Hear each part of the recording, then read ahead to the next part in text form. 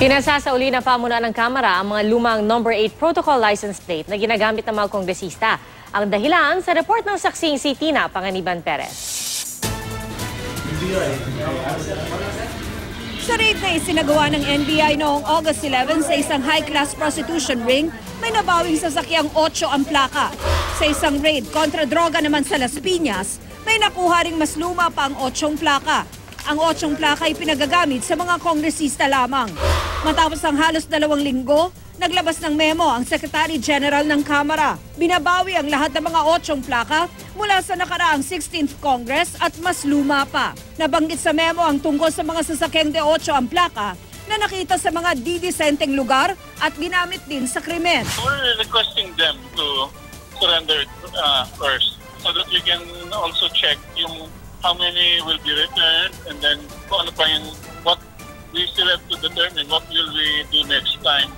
What will be our next step sa mga hindi masusoli. Ang paggamit sa protocol plates ay nagsimula noon pang panahon ni dating Pangulong Carlos Garcia.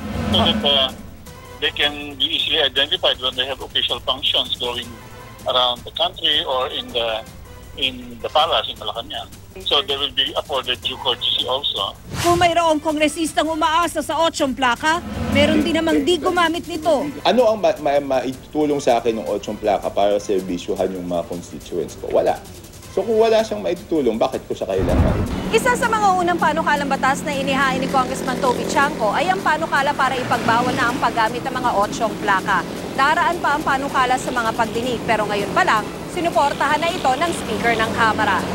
20,000 pisong multa at kulong na hanggang 1 buwan at 1 araw ang panukalang parusa sa mga pilit na gamit ng de 8 plaka. Meron tayong corresponding letter din sa LTO na hindi na dapat i-honor yung kasi 16 Congress in-issue yung plaka. Ngayon 17 na. So we really have to change, no? Galing din ako sa DOTC kaya alam ko yung proseso na yan. Ako si Tina Panganiban Perez, ang inyong saksi.